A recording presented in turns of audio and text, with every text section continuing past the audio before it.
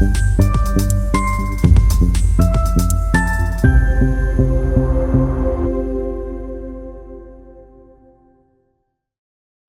से खबर। विकसित कृषि संकल्प अभियान कर्मकांड नहीं, वैज्ञानिकों के प्रयास से किसानों की दशा सुधारने का प्रयास।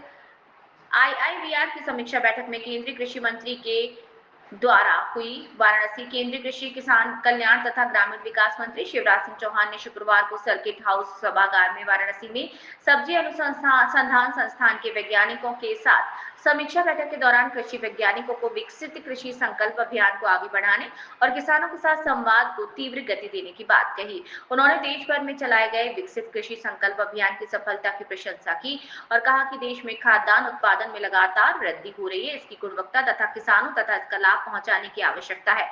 उन्होंने सब्जी उत्पादन बढ़ाने के लिए जीनोम एडिटिंग, बीज उपचार, जैविक खेती और प्राकृतिक खेती के लाभ की किसानों तक पहुंचाने की बात कही। साथ ही नकली खाद, अमानक बीज और पेस्टिसाइड जैसी समस्याओं से किसानों को निजात दिलाने के लिए कार्य योजना बनाए जाने की बात कही। मंत्री शिवराज सिंह चौहान ने कहा कि देश में 16,000 कृषि वैज्ञानिक हैं जो शोध करते हैं। उन्होंने टमाटर की शेल्फ लाइन बढ़ाने, सूखे पाउडर और एक्सपोर्ट को बढ़ाने के लिए फसलों का विकास करने, जैविक और परंपरागत खेती से उत्पादन के वैज्ञानिकों तथ्यों पर डेटा जुटाने, जीन एडिटिंग पर तेज कार्य करने और विकसित कृषि संकल्प अभियान के किसानों की जरूरत के हिसाब से शोध करने की जरूरत पर जोर दिया।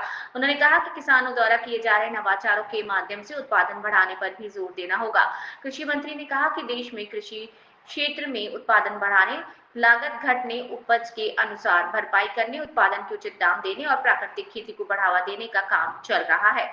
निदेशक डॉक्टर राजेश कुमार ने संस्थान की उपलब्धियों और किसानों के साथ किए जा रहे कार्यों की विस्तृत रिपोर्ट पेश की। केंद्रीय कृषि मंत्री ने आगामी रबी सत्र के लिए क्षेत्रवार कार्य योजना तैयार करने पर भी जोर दिया। बैठक में आईआईवीआर के वैज्ञानिक और अधिकारियों के साथ राज्य के कृषि विभाग और केवीके के अधिकारी बड़ी संख्या में उपस्थित थे। वंदे भारत न्यूज चैनल वाराणसी मंडल हेड अनिल तिवारी की रिपोर्ट है।